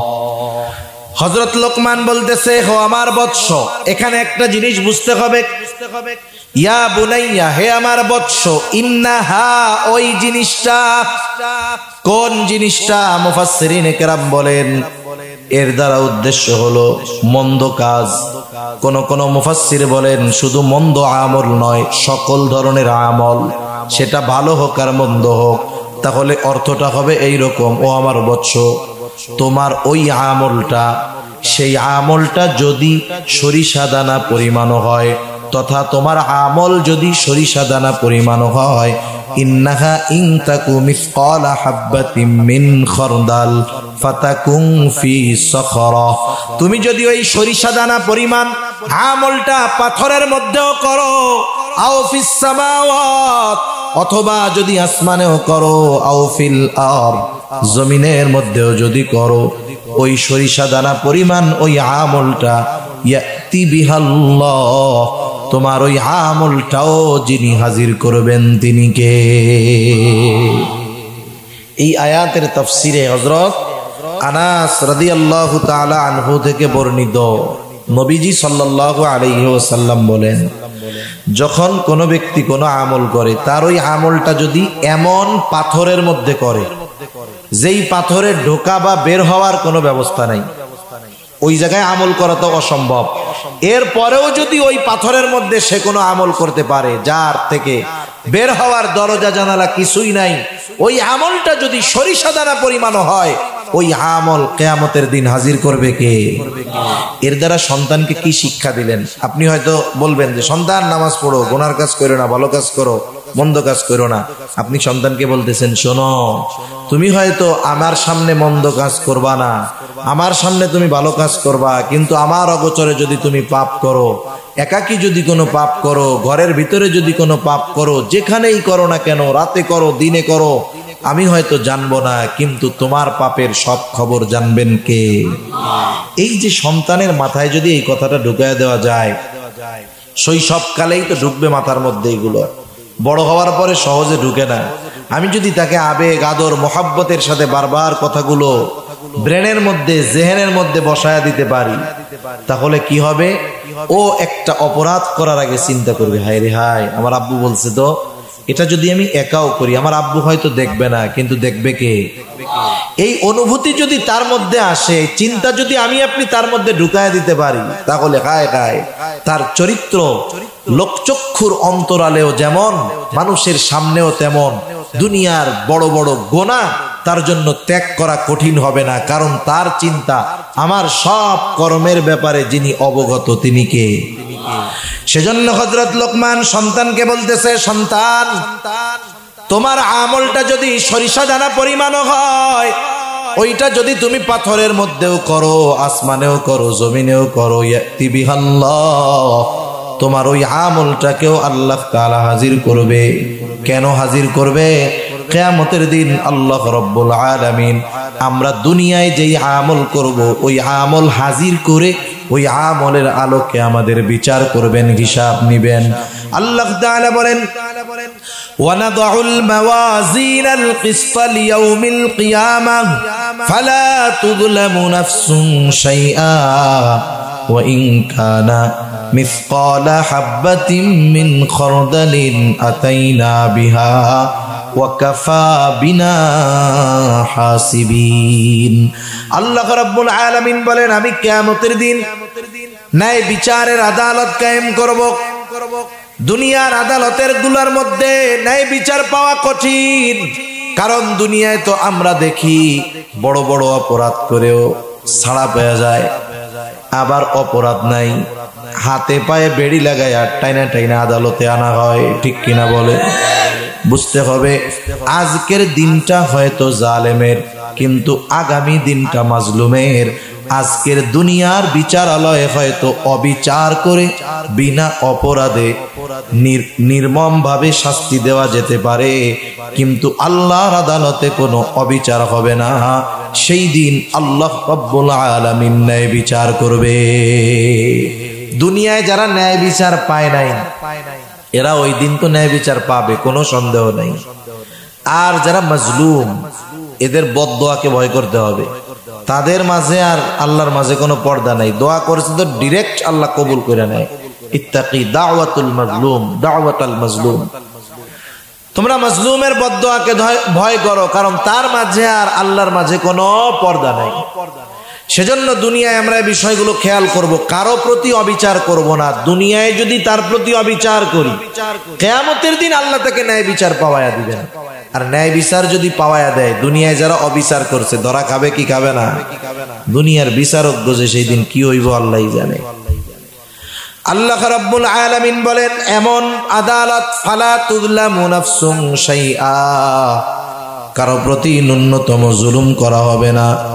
ওয়া ইন কানা মিসকালা হাববাতিন মিন খারদাল, কেউ যদি সরিষা দানা পরিমাণ কোনো আমল করে থাকে, আল্লাহ তাআলা বলেন আতাইনা বিহা, ওই আমল হাজির করা হবে। শুধু আমল হাজির করা হবে তা নয়, আমলের আলোকে হিসাব নেওয়া হবে। এত মানুষের হিসাব কেমনে আল্লাহ নিবেন? আল্লাহ তাআলা বলেন কাফা বিনা হাসিবিন, হিসাব নেওয়ার জন্য আমি আল্লাহই যথেষ্ট। এই চিন্তাগুলো আমরা আমাদের সন্তানদের মধ্যে ঢুকাই দিব। আর যদি আমরা এইগুলা না ঢুকাই দেই, তাহলে আর এক দল আমাদের সন্তানের মাথার মধ্যে ঢুকাবে যে তুই, তোর 14 পুরুষ আগে বানর ছিল। বুঝেন নাই? এই চিন্তাগুলো আমরা ওদের মাথার মধ্যে যদি না ঢুকাই, এ বিশ্বাসগুলো যদি তাদের মধ্যে না ঢুকাই, এ কথাগুলো যদি তাদের না জানাই, তাহলে একদল দুষ্টু লোক আইসা তাদের কি জানাবে? আরে তুই মানুষই ছিলি না, তুই বানর ছিলি একসময়, বেঈমান বানায় ফেলবে। সেজন্য এগুলো আমাদের খুব জরুরি বিষয়, শুধু আখিরাতের সাথে সম্পৃক্ত বিষয় নয়। এগুলো শিক্ষা দেওয়ার মাধ্যমে ওই সন্তান দুনিয়াতে তার মা বাবার সাথে সদাচারী হবে, ঠিক কিনা বলেন? মানুষের সাথে সদাচরণ শিখবে, ভালো ব্যবহার শিখবে। এজন্য সন্তানকে বলবো, সন্তান তুমি যেই আমল করো সেটা সরিষা দানা পরিমাণও যদি হয়, পাথরের মধ্যেও যদি থাকে, আসমানেও থাকে, জমিনেও থাকে, হাজির করবে কে? তোমার সব আমলের ব্যাপারে তিনি তো জানেন। কেন? কারণ তিনি হলেন ইন্নাল্লাহা লাতীফুন খবীর, তিনি সব খবর রাখেন, তিনি সূক্ষ্মদর্শী। কতটা সূক্ষ্মদর্শী! হায় হায়, গহীন অরণ্যের মধ্যে যখন একটা পাতা পড়ে ওই পাতা পড়ার যেই আওয়াজটা হয় সেটাও শুনেন কে? আল্লাহু আকবার। সব ক্ষেত্রেই তার এই সূক্ষ্মদর্শিতা আছে, দেখার ক্ষেত্রে, শ্রবণের ক্ষেত্রে, সব ক্ষেত্রে। যত আধার রাত হোক, আমাবস্যার কালা রাত্রে কালো পাথরের উপরে যদি একটা কালো পিঁপড়াও চলে, ওই পিঁপড়া স্পষ্টভাবে দেখেন কে?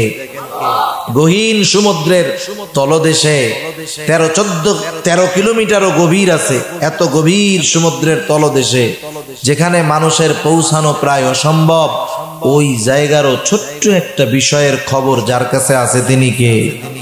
তাইলে এই দুনিয়ার মধ্যে বাবা তুমি যদি কোনো গুনাহ করো, হয়তো তোমার বাবা জানতেছে না, মা জানতেছে না, লজ্জায় মা বাবার সামনে তুমি গুনাহ করো না, লজ্জায় মানুষের সামনে গুনাহ করো না, তুমি কি আল্লাহরে লজ্জা পাও না? যে আল্লাহ তোমাকে বানাইলো সেই আল্লাহর ব্যাপারে কি তোমার একটু ভয় হয় না? ওই আল্লাহ তো মা বাবা তো সামনে দেখে না, লেপের তলে কি করতেছো দেখে না, দরজা আটকাইলে দেখে না, একাকি কি করো দেখে না, কিন্তু যত অন্ধকার হোক, যত নির্জনে হোক, যত একাকি হোক, তোমার সব কর্মের ব্যাপারে আল্লাহ জানেন। এইগুলো যদি বারবার সন্তানরে বলি, ওর মধ্যে যদি এই ফিল আসে, এই চিন্তা আসে, হায় রে গুনাহ করতেছি, আল্লাহ দেখতেছে, এক সময় গুনার থেকে বাঁচা সহজ হবে। তাহলে আমরা আমাদের সন্তানদেরকে এরপরে যে বিষয়টা শিক্ষা দিব, সমাজের মানুষের সাথে কেমনে চলবে। মানুষ তো সামাজিক প্রাণী, সোশিয়াল বেইং, মানুষ সামাজিক প্রাণী। ইসলাম বৈরাগ্যবাদ পছন্দ করে না, যদিও অন্য ধর্মে বৈরাগ্যবাদিতা আছে। খ্রিস্টান ধর্মে আছে না, পোপ আছে না, পোপ শুনেন নাই? পোপদের নাম শুনেন না? ভ্যাটিকান সিটির মধ্যে আছে পোপ। এরা সব বৈরাগ্যবাদী, বিবাহ শাদী কিচ্ছু করে না, বিবাহ শাদী করা নিষেধ। যারা ধার্মিক হবে, দিনদার হবে, রাহেব হবে, এরা বিবাহ শাদী করে না। আর আমাকে হুজুররা পারলে আরো বেশি বেশি করতে চায়, ঠিক না? তা যাই হোক, বৈরাগ্যবাদ ইসলাম পছন্দ করে না। ইসলাম মানুষের মধ্যে থেকে মানুষের মধ্যে দ্বীন প্রচার এবং মানুষের কল্যাণে কাজ করার কথা বলে। কোরআনুল কারীমেও তো আল্লাহ তাআলা এটা বলেন, কুনতুম খায়রা উম্মাতিন উখরিজাত লিন-নাস, তোমাদেরকে বের করা হয়েছে মানুষের জন্য, অর্থাৎ মানুষের কল্যাণের জন্য। মানুষের কল্যাণ আপনি পাহাড়ের মধ্যে একা একা গিয়ে করতে পারবেন? তাহলে মানুষের জন্য যদি আমরা কল্যাণকর কাজ করতে চাই, মানুষের মধ্যে আমাদের থাকতে হবে, ঠিক না? এখন আমরা আমাদের সন্তানদের শিখাবো, অনেকে বুঝে না। মনে করেন কোটিপতির ছেলে, সে গরিবদেরকে তুচ্ছ-তাচ্ছিল্য করে, কাজের লোকের সাথে খারাপ ব্যবহার করে, নিজের আত্মীয় স্বজনও যদি গরিব হয় তাদের সাথেও খারাপ ব্যবহার করে। এরকম ছেলে আছে না নাই? কেনই বেয়াদব হইল? ওই বাপ শিখায় নাই ওরে যে মানুষের সাথে কেমন আচরণ করতে হয়। সেজন্য আমরা আমাদের সন্তানদেরকে শিখাবো, হে আমার সন্তান, তুমি মানুষদের থেকে মুখ ঘুরায় কথা বলবা না। ইয়া বুনাইয়া আকিমিস সালাতা ওয়া আমুর বিল মা'রুফি ওয়ানহা আনিল মুনকার ওয়াসবির আলা মা আসাবাক ইন্না যালিকা মিন আজমিল উমুর ওয়া লা তুসাহির খাদ্দাকা লিন-নাস ওয়া লা তামশি ফিল আরদি মারহা ওয়া লা তুসাহির খাদ্দাকা লিন-নাস, তুমি মানুষের থেকে মুখ ফিরায় কথা বলবে না। এর দ্বারা উদ্দেশ্য হলো অহংকারের সাথে মানুষের সাথে তুমি কথা বলবা না, কারণ অহংকার বড় খারাপ এক জিনিস। আসমান জমিনে সংগঠিত প্রথম পাপ হইল হিংসা আর অহংকার। আর অহংকার এত জঘন্য যে এই হিংসা থেকে অহংকার আসলো, অহংকার করে ইবলিস একেবারে আল্লাহর লানত প্রাপ্ত হয়ে গেল, সব তার বরবাদ। এজন্য নবীজি বলেন, লা ইয়াদখুলুল জান্নাহ মান কানা ফি কলবিহি মিসকালা হাববাতিন মিন কিবর, যার অন্তরের মধ্যে যাররা পরিমাণ অহংকার আছে সে জান্নাতে প্রবেশ করবে না। আল্লাহ আমাদেরকে অহংকার মুক্ত থাকার তৌফিক দান করুক। এই যে সন্তান জাহান্নামে যাবে অহংকার থাকলে, আপনি আমি যারা বাপ আছি এটা কি চাই? আমরা চাই না। এজন্য সন্তানদের শিক্ষা দিব, যারা ধনী আছে তারা শুধু ছেলে পেলে নিয়ে বেড়াইতে কক্সবাজার গেলে হবে না, নীলগিরি গেলে হবে না, সাজেক গেলে হবে না, মাঝে মধ্যে ওই কুতুবদিয়া দ্বীপে নিয়ে যাবেন। কুতুবদিয়া দ্বীপের মানুষের জীবনযাপন খুব কঠিন। আমি একবার যাইয়া বুঝতে পারছি জিনিসটা। মানুষ কত পরিশ্রম করে, কত কঠোর জীবন যাপন করে। ওই এসির মধ্যে খালি রাইখেন না, শিখাইয়েন। মাঝে মধ্যে লং ড্রাইভে যান, ওই উত্তরবঙ্গে চলে যান, যেখানে দেখবেন আপনার 5 তলা বিল্ডিং এ এসিটা একটু ঠান্ডা কম হইলে কত অশান্তি, অথচ তাদের বাড়িতে ছাউনি নাই, চাল নাই, মাটির ঘর, তাও খসে খসে পড়তেছে, টাকা নাই, কিছু করতে পারে না। সেজন্য এগুলো আমাদের সন্তানদেরকে দেখাতে হয়, শেখাতে হয়। শহরে থাকেন, খালি বিল্ডিং এর মধ্যে ঘুরাইয়েন না, মাঝে মধ্যে বস্তি আছে তো, শহরে বস্তি আছে না, প্রত্যেকটা জিনিসের এপিট ওপিট আছে, আলোর বিপরীতে আধার আছে। শহরে যেমন বিল্ডিং আছে, আবার বস্তিও আছে। শিখাইয়েন মাঝে মধ্যে যে হায় হায়, তোমাকে 15,000 টাকার কম্বল গায়ে দিয়ে ঘুম পাড়াই, তাই তোমার ঘুম আসে না শীতের দিন। শীতে দেখো না ফুটপাতের উপরে নিজের লুঙ্গিটারে গার পোশাক বানায়া কঠিন শীতের রাত্রে ঘুমাচ্ছে। এগুলো দেখাইয়েন, তাইলে ওই সন্তান বাস্তবতা বুঝবে, ওই সন্তান বিলাসী হবে না, অভদ্র হবে না, বেয়াদব হবে না।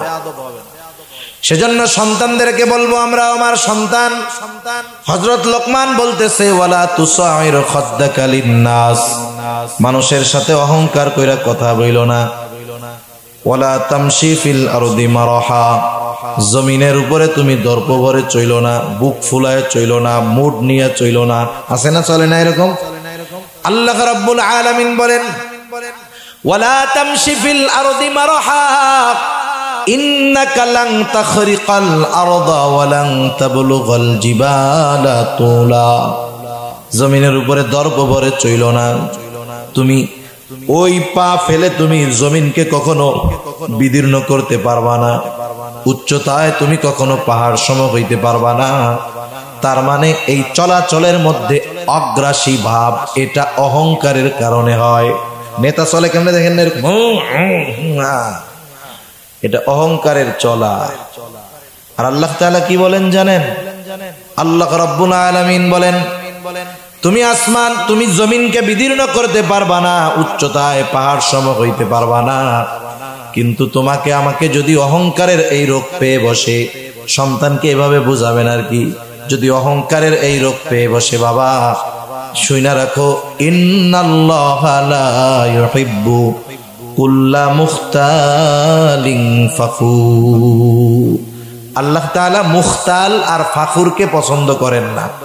মুখতালকে আর ফাখুরকে, আমি বেশি সময় আর কষ্ট দিব না আপনাদের, অল্প সময় আর। মুখতাল হলো সে যে নিজেকে নিজে বড় মনে করে। মুখতাল কি? যে নিজেকে নিজে বড় মনে করে। মনে করেন সে নিজে নিজে একা একা মনে মনে রসগোল্লা খায় যে আমি খুব ভালো আলেম, আমি খুব ভালো বক্তা, আমি খুব ভালো ওয়াইজ, আমি খুব ভালো একজন ভদ্র মানুষ মনে হয়, নিজে নিজে ভাবে। যে নিজে নিজে এটা ভাবে, নিজেরে ভালো ভাবে, এটা হলো মুখতাল। আর ফাখুর হলো কি? যে অপরকে তুচ্ছ করে, নিজেরে বড় মনে করে। আমি ওর চেয়ে অনেক ভালো আলেম, আমি ওর চাইতে অনেক বড় বক্তা, আমি ওর চাইতে অনেক হ্যান্ডসাম, সুন্দর। মানে আরেকজনকে তুচ্ছ করে, নিজেকে কি মনে করে? বড় মনে করে। এটা হলো ফখর, ফাখুর। এই যে আল্লাহ তাআলা বলেন, তিনি এই মুখতাল আর ফাখুর, নিজে নিজে বড় মনে করে যে তাকেও ভালোবাসেন না, আর অপরকে তুচ্ছ মনে করে, নিজেরে বড় মনে করে, তাকেও আল্লাহ ভালোবাসেন না। এজন্য মনে রাখতে হবে। আল্লাহ রাসূল সাল্লাল্লাহু আলাইহি ওয়াসাল্লামের কাছে একজন সাহাবী বলতেছে, ইয়া রাসূলুল্লাহ, মানুষ চায় সে একটু ভালো খাবে, ভালো পরবে, ভালো জুতা পরিধান করবে, এটাও কি অহংকার? নবীজি বললেন না। অহংকার কোনটা? সে ভালো পড়ুক, আল্লাহ দিছে নিয়ামত, কোনো সমস্যা নাই, কিন্তু আরেকজন একটা কম দামি জামা পরছে, ছেঁড়া জামা পরছে, সে নিজেরটারে ভালো মনে করতেছে আর ওইটারে তুচ্ছ মনে করতেছে, তাহলে সে অহংকারী হবে। আল্লাহ আমাকে দিছে, আমি নিয়ামতান পড়তেছি, শুকরিয়া আদায় করবো আল্লাহ তাআলার, অসুবিধা নাই, কিন্তু আমি যখন একজন গরিবকে দেখে তুচ্ছ করব, তখন কিন্তু সমস্যা আছে। দেখেন না মাঝে মধ্যে যাচ্ছে একসাথে পাঞ্জাবি গায়ে দিয়া, আর একজন গরিব মানুষের জামার সাথে ঘষা লাগছে। এই কামের দ্বারা আপনি কি বুঝলেন? ওরে তুচ্ছ করছে তো, এরপরেই না ঝাড়া দিছে এরকম। সেজন্য খবরদার, আমরা নিজেরা যারা ভালো পড়তে পারি, খাইতে পারি, এটা আল্লাহ তাআলার নিয়ামত, কিন্তু আরেকজন যে ভালো খাইতে পারে না, আরেকজনের ভালো পোশাক নাই, আমরা কখনো তাদেরকে তুচ্ছ জ্ঞান করব না। এগুলো আমাদের সন্তানদের শিক্ষা দিব, নাহলে কি হবে জানেন? ও চিন্তা করবে আমি কোটিপতির বোলা, আমার এক ধরনের ভাব থাকবে, গরিবের বোলা তার আর এক ধরনের ভাব থাকবে। না না, আপনি যখন তাকে এগুলো বুঝাবেন, ও সমাজের সর্বস্তরের মানুষের সাথে মিশতে পারবে। কারো প্রতি ওর ঘৃণা হবে না, কারো প্রতি ওর বিদ্বেষ হবে না। কারণ আল্লাহ সুবহানাহু ওয়া তাআলা বনি আদম সকলকেই সম্মানিত করে আল্লাহ তাআলা সৃষ্টি করেছেন। এই বুঝগুলো সন্তানদের দিব, সাথে সাথে শিক্ষা দিব কেমনে চলবা ফিরবা। ওয়াকসিদ ফি মাশিক ওয়াগদুদ মিন সাউতিক ইন্না আনকারাল আসওয়াতি লাসাউতুল হামির। আল্লাহ রাব্বুল আলামিন কত সুন্দর জানায় দিলেন। হযরত লোকমান তার সন্তানকে মানা করলো, সন্তান জমিনে দর্প করে চলবা না। কিভাবে চলবা? ওয়াকসিদ ফি মাশিক, মধ্যম পন্থা অবলম্বন করে হাঁটবা। ব্যস্ততা নাই, কোনো কাজ নাই, তুমি অযথা ওইভাবে বুক ফুলায়া দৌড়ায়া চইল না। আবার ওই যে অমুসলিমদের মতো ধীরে ধীরেও হাইটো না, মধ্যম পন্থা অবলম্বন করে হাঁটবা। ওয়াকসিদ ফি মাশিক ওয়াগদুদ মিন সাউতিক, তোমার কণ্ঠস্বরকে তুমি নিচু রাখবা, নিচু স্বাভাবিক রাখবা, বিনা কারণে চেঁচামেচি করবা না। যখন তর্ক লাগে দুজনের মধ্যে, তর্ক দেখছেন মানুষের মধ্যে লাগে, যে বিশ্বকাপ ফুটবলের সময় দেখেন নাই আর্জেন্টিনার পার্টি কি বলে, মেসি সবচেয়ে ভালো খেলোয়াড়, আর একজন কয় না না আমাদের ওই ব্রাজিলের এক প্লেয়ার আছে রোনাল্ডো, সে না নেইমার, সে ভালো খেলোয়াড়। এবার দুইজনের তর্কাতর্কি চলে, এক পর্যায়ে আরেকজনের গলা উঁচু হয়ে যায়, এই বেটা জানো আমি কেডা, এই সেই জ্ঞানটা। এবার যে গলা উঁচু করলো, স্বর উঁচু হইল, ও মনে করে যে আমি মনে হয় জিতে গেলাম। আসলে বিষয়টা তা না। এই বিনা কারণে তার এই উঁচু আওয়াজ করাকে আল্লাহ সুবহানাহু ওয়া তাআলা জানায়া দিলেন যে এটাকে গাধার স্বরের সাথে তুলনা করা হইল। এখন ওরে যদি আপনি কইতে গাধার মতো চিল্লাইস না রে তুই, আমি আপনি কইলে তো বকাঝকা দিতে পারতো, কিন্তু আল্লাহ তাআলা জানায়া দিলেন ইন্না আনকারাল আসওয়াত লাসাউতুল হামির, সবচাইতে নিশ্চয়ই সবচাইতে নিকৃষ্ট আওয়াজ হইল গাধার গলার আওয়াজ। গাধার আওয়াজ হলো ক্যাক করে এমন ভাবে চিল্লানি দেয়, আওয়াজটা খুব কর্কশ আওয়াজ হয়। ওই যারা বিনা কারণে চিল্লায় এদেরকে ওই গাধার আওয়াজের সাথে তাদের আওয়াজের তুলনা করা হয়েছে।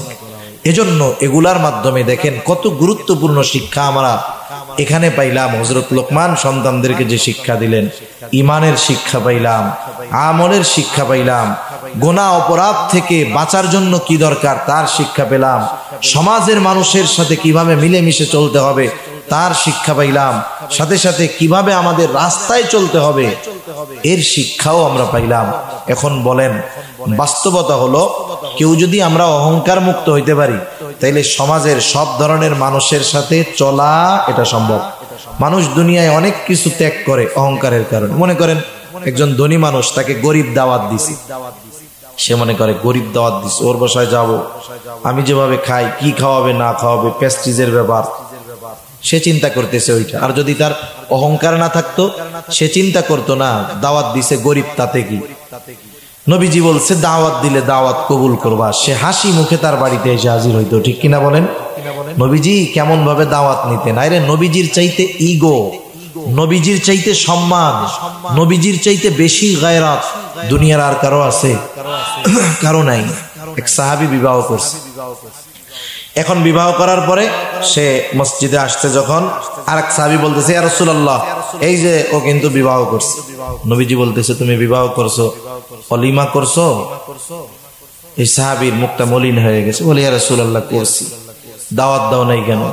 বলে ইয়া রাসূলুল্লাহ আমি গরিব মানুষ, একেবারে সামান্য কিছু দিয়া আমি ওলিমা করছি, এই জন্য আপনার দাওয়াত দেয়নি। নবীজি বলতেছে কেন দাওয়াত দিলা না? তুমি আমারে দাওয়াত দিতা, আমি যাইতাম তোমার ওলিমায়, আমি শরীক হইতাম। সুবহানাল্লাহ। সেজন্য কিছু কিছু ক্ষেত্রে আছে জয়সা দাওয়াত নিতে হয়। আপনি গরিবের আত্মীয় স্বজন গরিব আছে না মাঝে মধ্যে, সে আপনারে বলতেই ভয় পায় যে একদিন আইসেন, আপনি নিজের থেকে যায় বলবেন এই তোমার বাড়িতে আমি কালকে খামু। আবার যদি চিন্তা হয় যে খাইতে গেলে আমার জন্য আলাদা অ্যারেঞ্জমেন্ট করা তার জন্য কষ্টের, মাঝে মধ্যে এমনি চলে যাবেন, যা দেখলেন আলু ভর্তা দিয়ে খাইতেছে, আপনি তার সাথে খান, দেখবেন আল্লাহ তাআলা অন্তরটাকে ক্লিয়ার করে দিবে, পরিষ্কার করে দিবে। এজন্য এই শিক্ষাগুলো আমরা আমাদের সন্তানদের দিব। এখন আপনারা একটু জবাব দিবেন, বলেন হযরত লোকমান তার সন্তানদের যে শিক্ষাগুলো দিয়েছে, নসিহতগুলো করছে, আমরা যদি আমাদের সন্তানদের দেই, এই নসিহতগুলা করি, আমাদের সন্তানেরা যদি এই কথাগুলা অনুযায়ী আমল করে, এই সন্তান শুধু সন্তান থাকবে না সম্পদে পরিণত হবে।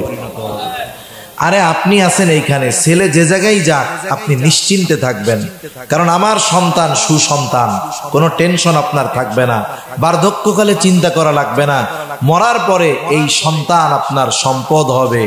আপনি এই সম্পদ দুনিয়ায় রাইখা গেছেন, ও দোয়া করবে, কোরআন তিলাওয়াত করবে আপনার জন্য, কবরে বৈশা বৈশা সেই সুফল আপনি আমি ভোগ করতে পারবো। এজন্য আল্লাহ সুবহানাহু ওয়া তাআলা আমাদের সবাইকে কথাগুলো বুঝবার, আমাদের সন্তানগুলাকে দুনিয়া আখিরাতের সম্পদে পরিণত করার তৌফিক আল্লাহ দান করুন। সকলে বলি আমিন। ওয়া আখিরু দাওয়ানা আনিল হামদুলিল্লাহি রাব্বিল আলামিন। আসসালামু আলাইকুম ওয়া রাহমাতুল্লাহি ওয়া বারাকাতুহু।